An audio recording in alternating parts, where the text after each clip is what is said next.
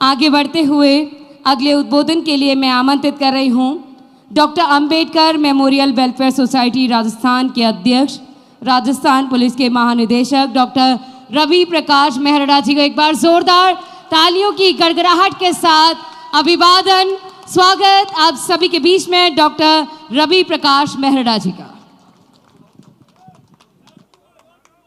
जय भीम, जय जोहर। मैंने अपने साथियों को कहा था कि मैं, क्योंकि बहुत लंबी लिस्ट है, मैं बोलना नहीं चाहूँगा और इस मंच के माध्यम से बहुत बातें कही जा चुकी हैं, कुछ कटु बातें भी हैं जिससे कुछ नाराजगियां भी हुई हैं और कुछ अच्छी बातें भी हुई हैं जो हर ऐसे सम्मेलन में होनी चाहिए। मैं आपसे एक ही निवेदन करना चाहता हूं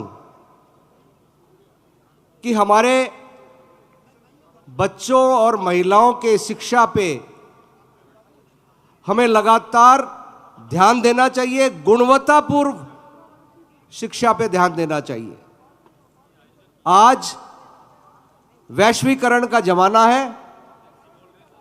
यूरोप, जापान और ऐसे देश हैं जहां rate of growth of population minus चल रही है और युवा इस देश के 40% है, 15 और 40 के बीच उम्र के।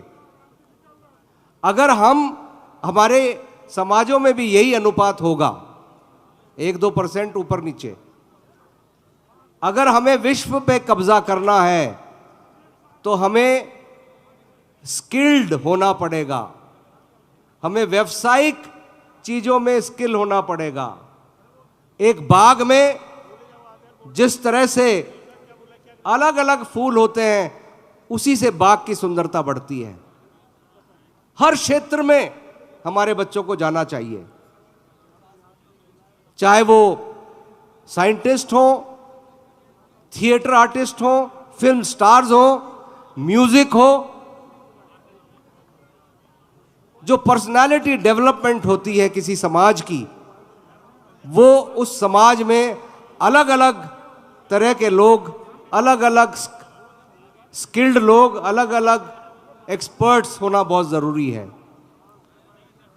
और ये तभी ज़रूरी है, तभी संभव है जब आप शिक्षा के क्षेत्र पे ध्यान दें। यहां मांगों की बहुत बात हो गई है, मैं उनको दोहराना नहीं चाहता, लेकिन मेरा दूसरे समाजों से भी निवेदन है। अगर कोई चेन है, अंग्रेजी में कहते हैं the strength of the chain depends on the weakest link, यानी चेन की मजबूती उसकी जो कमजोर कड़ी है उस पर डिपेंड करता है। अगर हमारे समाज पीछे रहते हैं तो देश पीछे रहता है। अगर हमारा समाज बढ़ता है, विकसित होता है, शिक्षित होता है और हमें वो जगह मिलती है जो अन्य समाजों को मिलती है, तो ये देश हित में है, ये देश के लिए जरूरी बात है। मॉडर्न इंडिया के निर्माण की बात है।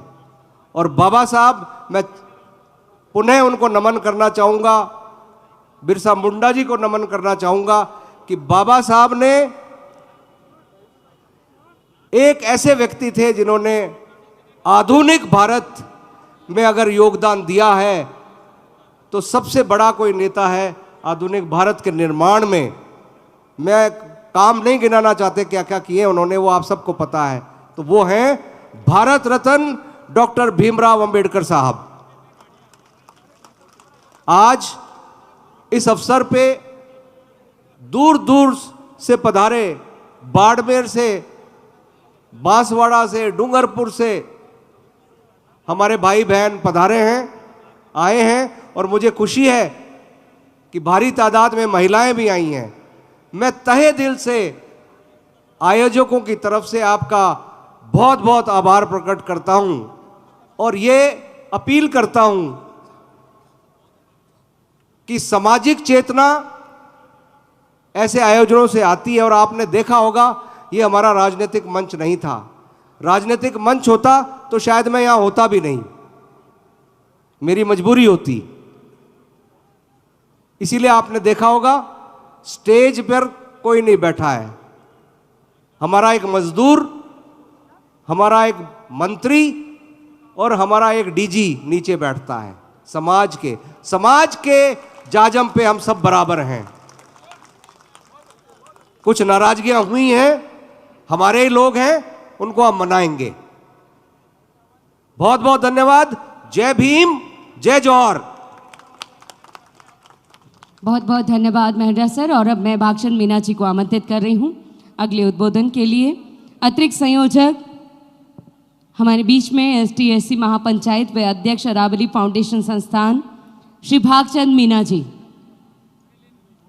श्री हरिनारायण बैरबा जी, पूर्व राष्ट्रीय अध्यक्ष बैरबा महासभा, वे मंच के दाईं तरफ पधारें। साथ ही हमारे बीच में श्री BL नवल जी, श्री भागचंद मीना जी, भागचंद मीना जी, दिनेश कुलदीप जी, ओलाराम जी हमारे बीच में पधारे हैं, बहुत बहुत स्वागत। एडवोकेट धर्मेंद्र कुमार घसिया जी, उनका भी बहुत बहुत स्वागत। सुरेश मीना जी किशोरपुरा से, उनका भी बहुत बहुत स्वागत। हरिया सरपंच जी का भी बहुत बहुत स्वागत। सूरज बुराडिया जी का भी बहुत बहुत स्वागत। बनवारी लाल मेहरडा जी विराटनगर से, उनका भी बहुत बहुत स्वागत। गोविंद साय नारड़िया जी का भी बहुत बहुत स्वागत। भागचंद मीना जी। जय भीम, जय बिरसा मुंडा। मैं सिर्फ एक बात कहूँगा कि जिस तरह से आज एकता दिखाई है, इसको आप बरकरार रखें, क्योंकि आप 1/3 आबादी के हिस्सेदार हैं। तो हमें सरकार का रिसोर्स हो, सामाजिक रिसोर्स हो, आर्थिक रिसोर्स हो, बजट हो, उसमें 1/3 हिस्सा चाहिए।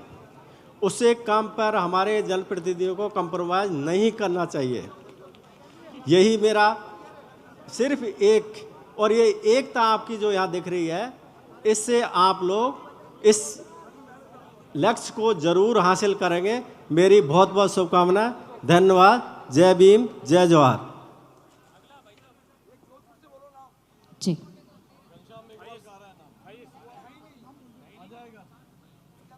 हरिनारायण बैरवा साहब से निवेदन है कि आप हमें संबोधित करें। श्री हरिनारायण बैरबा जी।